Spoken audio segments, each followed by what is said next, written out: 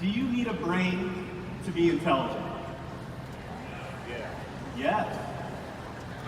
Well, let's talk about that for just a second. When I pull the definition of intelligence, look what it says: the ability to learn and understand things.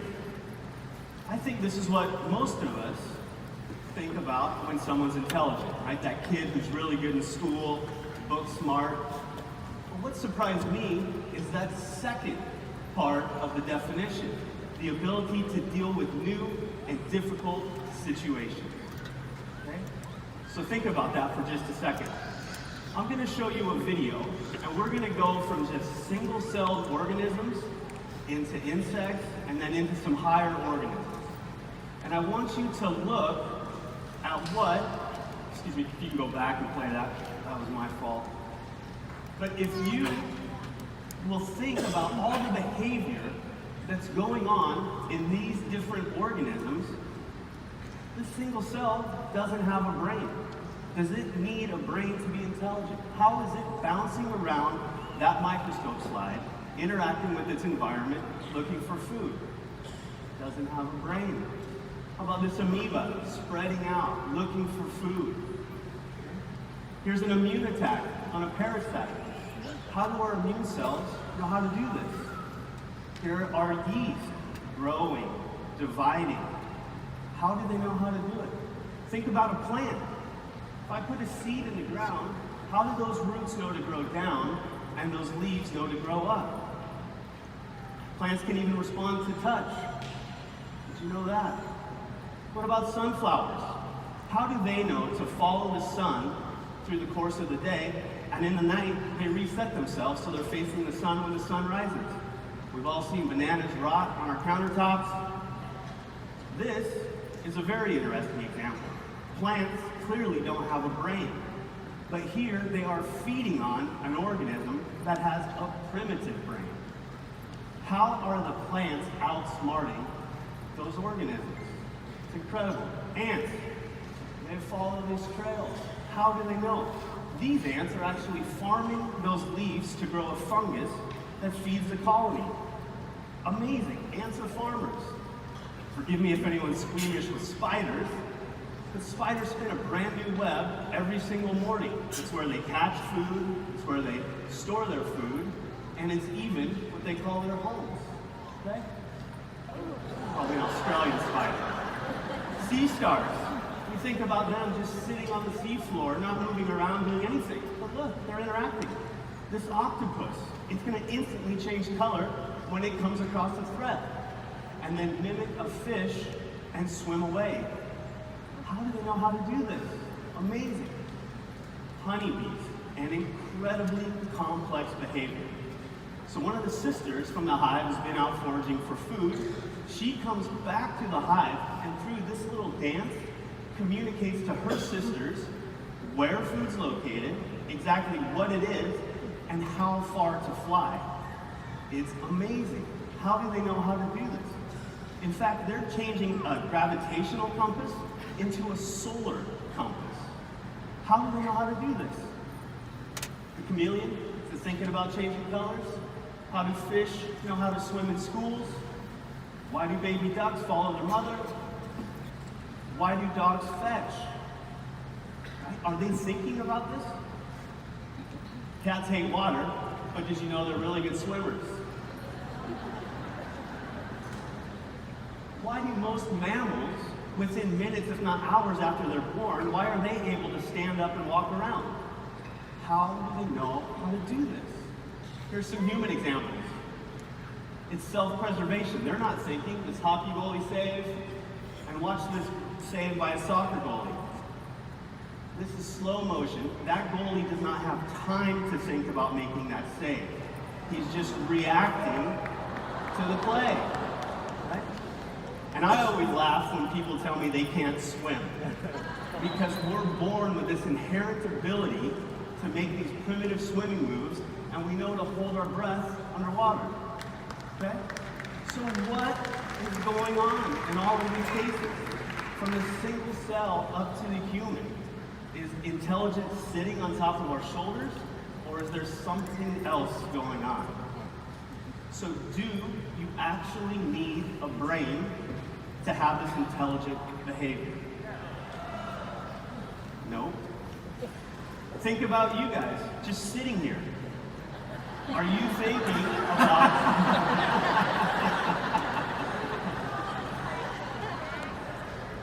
Are you thinking about the blood going through your veins? Are you thinking about all those nerve impulses? Are you thinking about your breathing? Are you thinking about digesting the breakfast that you had this morning? If you were fortunate enough to get a workout in, are you thinking about your body repairing those muscles and building up those bones? Or is it just happening? It's just happening. I'm going to show you one more example, okay? I love to use the skin for an analogy, right? The skin is an organ, but I love it because we can see it. And forgive me if anybody's squeamish with blood. I want to show a video of a woman who cut her finger pretty badly preparing dinner.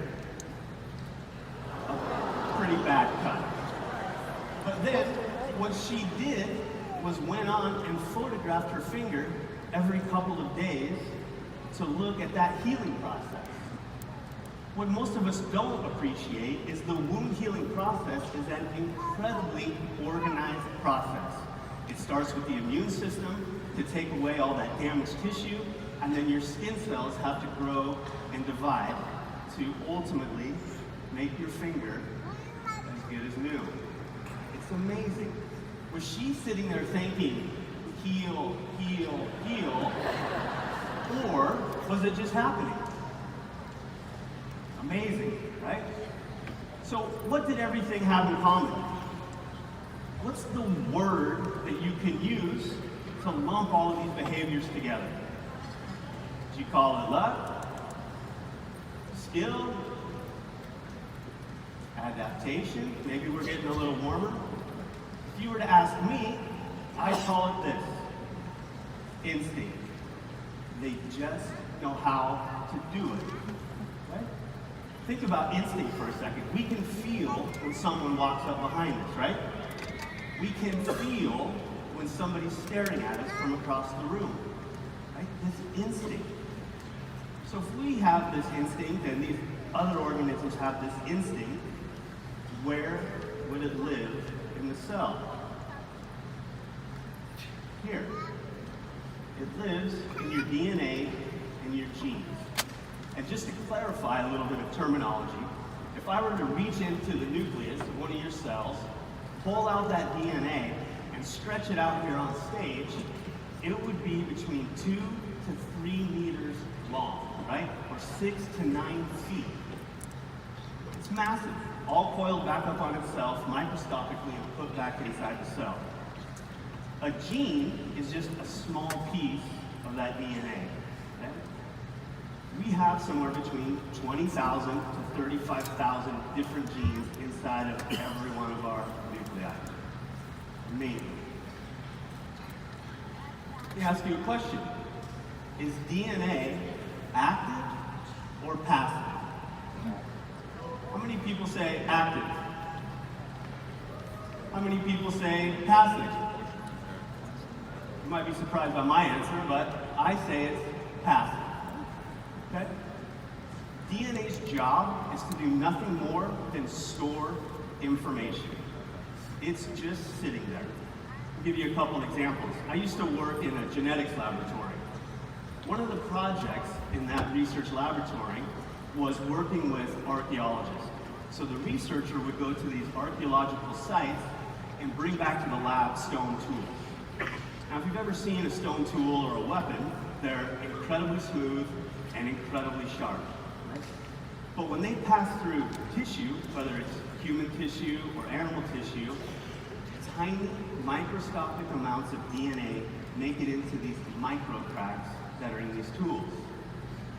This researcher could bring those tools back to the laboratory, carefully rinse them off, collect the DNA, amplify it up, and sequence it, and they could tell what these civilizations that are tens of thousands of years old were hunting and who they were fighting. DNA is an incredibly stable molecule. Okay? IT professionals are using DNA to store data. Because DNA is so stable, we can store information in DNA longer than any digital format we can come up with. DNA is a passive molecule that's just sitting there storing information. A lot like this blueprint. Is there a lot of information here? A ton of information, it's overwhelming. But can that piece of paper actually build the house? No. A piece of paper can't swing a hammer, can't pour concrete. It takes a very skilled worker to read that blueprint and then direct a very skilled worker class, right? A whole bunch of people have to build that house. Okay, so if DNA is like a blueprint, then who are the workers inside of that cell? Who are the workers? I say it's proteins or enzymes. So I think of enzymes as being like these little machines inside of the cell that are making everything the cell and our bodies need to function optimally. Okay? So if the proteins and the enzymes are doing the work, who's the boss? Who's directing the workers? It's cellular signaling. And what I should say more specifically is it's coordinated cellular signaling. And it's nothing more than A telling B, telling C, telling D to make something happen inside of the cell. And then everyone goes to work. So we're going to spend a little while on this one. I'm kidding. But I put this up here to illustrate just the complexity of cellular signaling. So when I was doing my molecular biology research, I would use exactly this chart to try to figure out how the signal is getting through the cell. So there'd be some input. It could be a chemical, a pharmaceutical, a drug, a nutrient, and then we'd want to make something happen. As a molecular biologist, we want to figure out exactly the way that signal is getting through the cell. But as complex as that is, it's nothing more than A telling B, telling C, telling D, and then what? Something happens. So what initiates this cellular signaling? What kicks it all off? Called receptors. And you can think of these as little sensing proteins that are sitting on the outside of the cell, or maybe even floating around inside of the cell. They are the sensing molecules that initiate cellular signaling. Receptors work a lot like a lock and a key. Right? If I pull out the key to my house, is it going to open your front door? No. Just like your key isn't going to open my front door. The key is like a signaling molecule. There's a lot of specificity. And then through some complex chemistry, they fit like a lock and key. You unlock the lock, you initiate the receptor, and then you get that whole chain of events that occurs. And you can even see at the top of this chart, it says receptor. You can also see the signaling molecules binding to that receptor. And then that chain of events is initiated. Okay?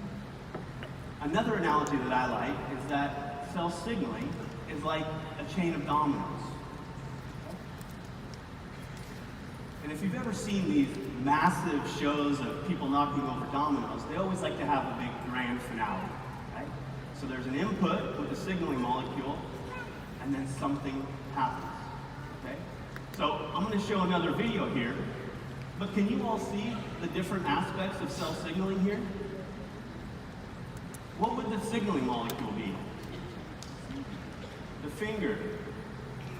Where would the receptor be? The first domino.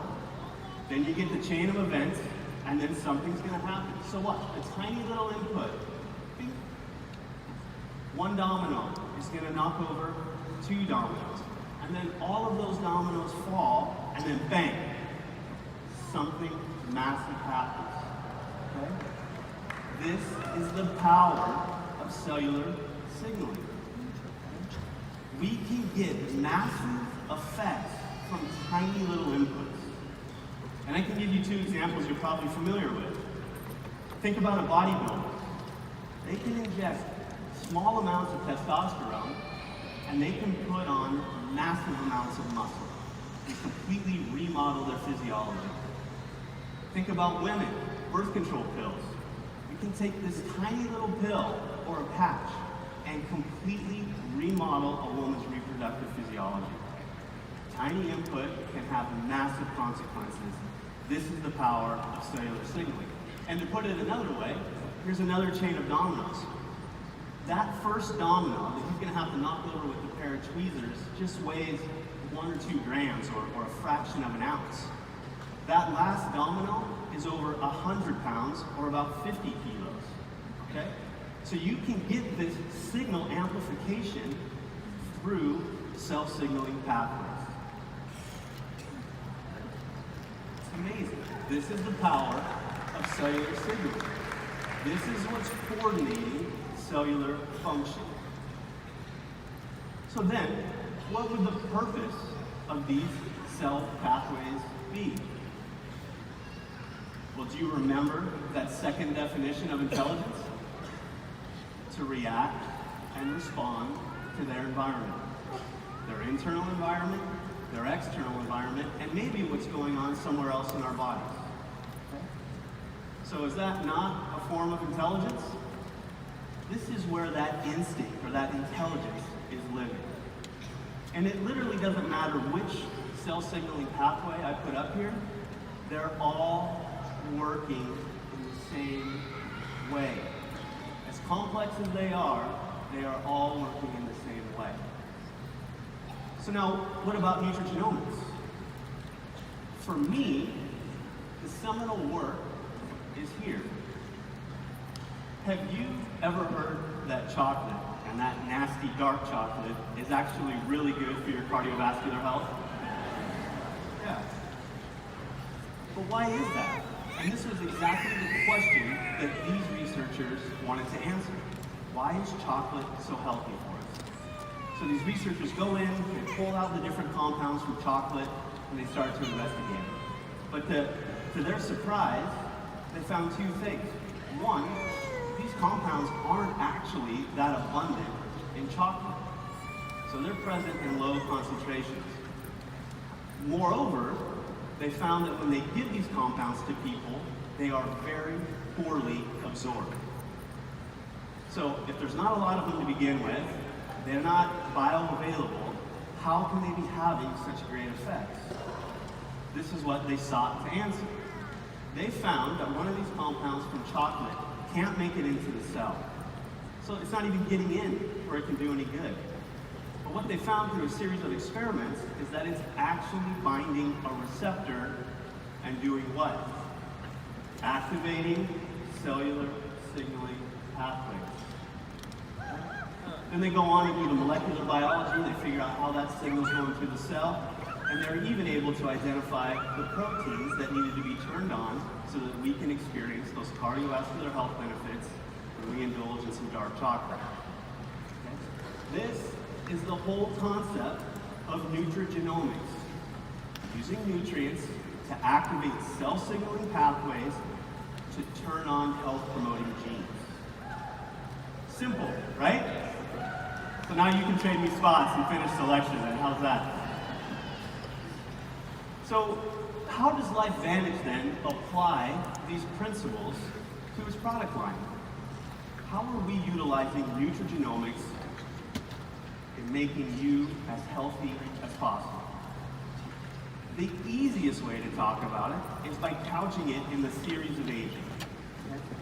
Now there are many, many different theories of aging out there, and you might ask yourself, well, why is that? Well, researchers have been looking for years and years and years to try to find the one thing that's responsible for the aging process. But They weren't able to find it. So then they add a new theory and a new theory. They still haven't found the one thing that's responsible for why we get old. So what's probably going on is there's an additive effect with all of these different theories. A little bit of deleterious effects from one, from another, and you get these additive effects. So our approach has been to tackle the most well-known, the most researched, and then how can we combat them. Okay? So the three we're going to talk about today are the oxidative stress theory of aging, the mitochondrial theory of aging, and the newest to the Protandim family, the sirtuin theory of aging. So here's the pathway for NRF2. You've all heard of NRF2? Yes. Once or twice. So look, NRF2 gets released, goes into the nucleus, and flips these switches for these protective and survival genes. Okay? So how are we utilizing this knowledge in our product line? And in this case, specifically, Protandim NRF2 Synergizer. It's simple, right? Think about signaling molecule or input. It's nothing more than the ingredient deck. What's the switch? I'll give you a hint. It's in the name of every product. Okay? In this case, it's the NRF2 pathway. And then we get all of those benefits that we experience. So both Darren and Jesse have talked about some new data that we got back. Okay? So we were asking the experimental question, if Protandim NRF2 Synergizer is working as advertised, can we measure it? So NRF2 is going to go into the nucleus, and can you see it's going to turn on genes? We looked at two of those genes, and the names don't really matter, but it's NQO1 and heme oxygenase, right? Two of these pro-survival genes that are regulated by NRF2. So if Protandim NRF2 Synergizer is working as advertised, we should see those genes turned on, right? Well, look what we found. In just 24 hours, we saw a 40% increase in NQO1 and a 51% increase in heme oxygenase. The products are working as advertised. How about the second theory of aging, the mitochondrial theory of aging? If you're not familiar with what the mitochondria are, they are the powerhouse of the cell. They are literally generating all of the energy that we need to function every second of every day. They are so important to our health and well-being that if I were to take somebody, snap my fingers, and shut off their mitochondrial function, they would be dead in a matter of seconds. That's how much energy we're consuming. The most toxic compounds on Earth work by shutting down mitochondrial function. They are essential for our long-term survival. So what's the mitochondrial theory of aging?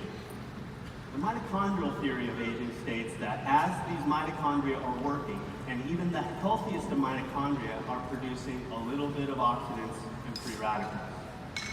So those oxidants and free radicals are working back on the mitochondria, causing damage, and you start to get this vicious downward spiral. The mitochondria are also particularly susceptible to other insults and oxidative stress and free radicals.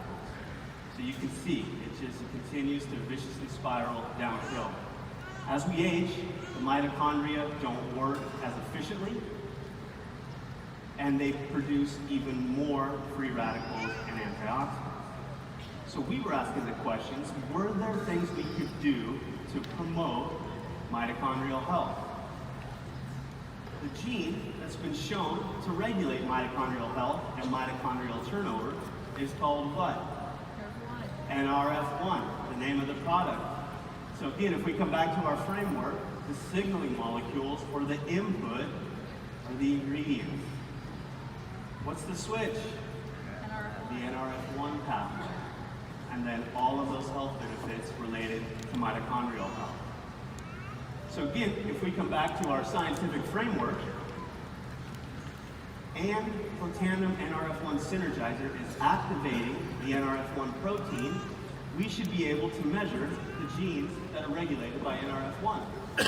So interestingly, NRF1 actually regulates itself, so when it's active, it turns on more of itself, and then another important protein called PGC1 alpha that's been shown to help with mitochondrial turnover. Okay, so we're removing the bad ones and putting good ones back in their place.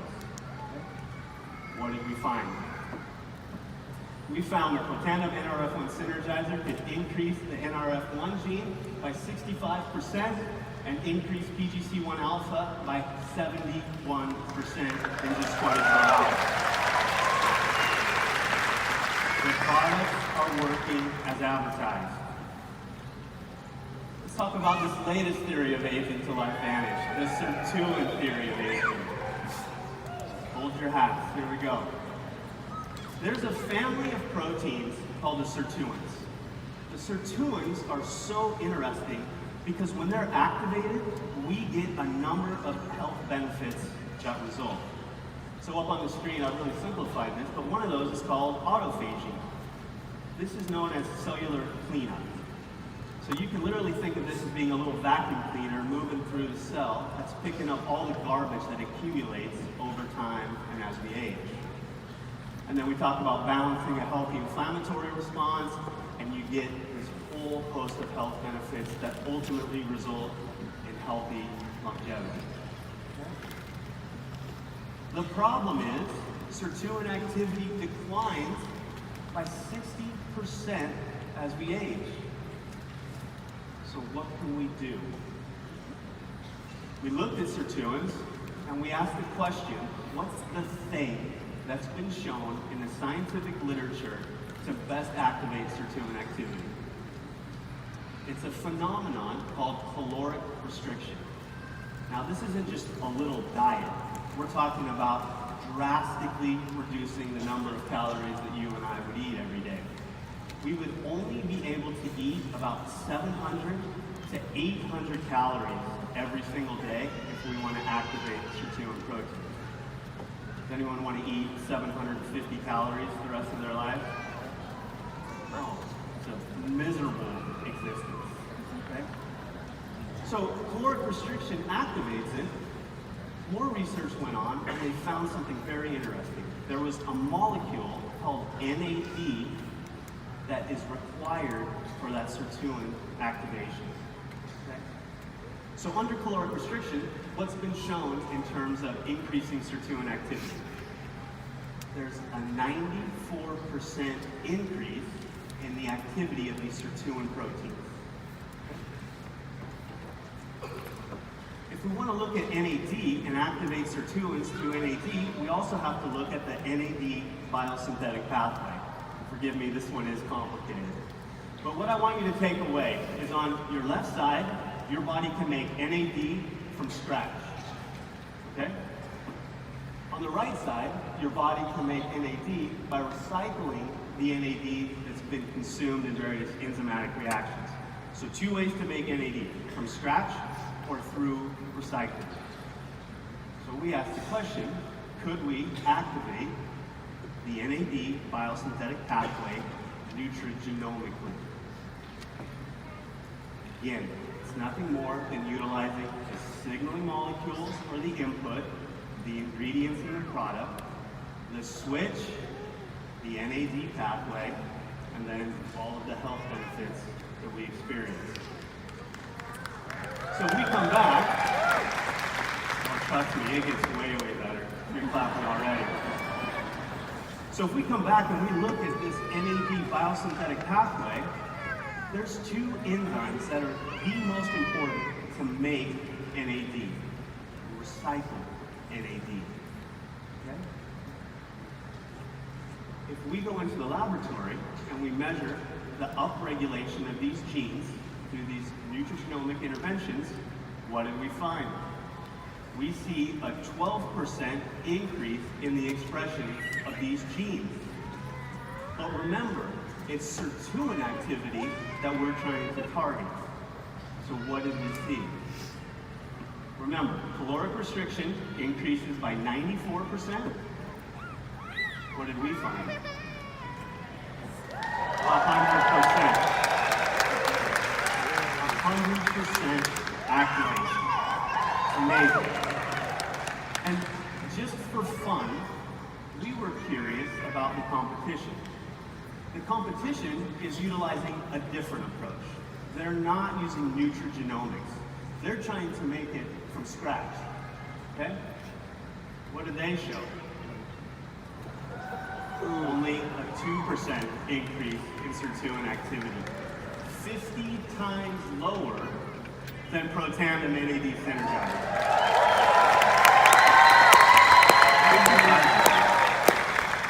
And thus, you'll experience the improved mental focus and concentration, supporting a positive mood and motivation, boosting mental and physical energy, supporting the body's healthy inflammation response, maintaining cholesterol levels already in the healthy range, and overall cardiovascular health.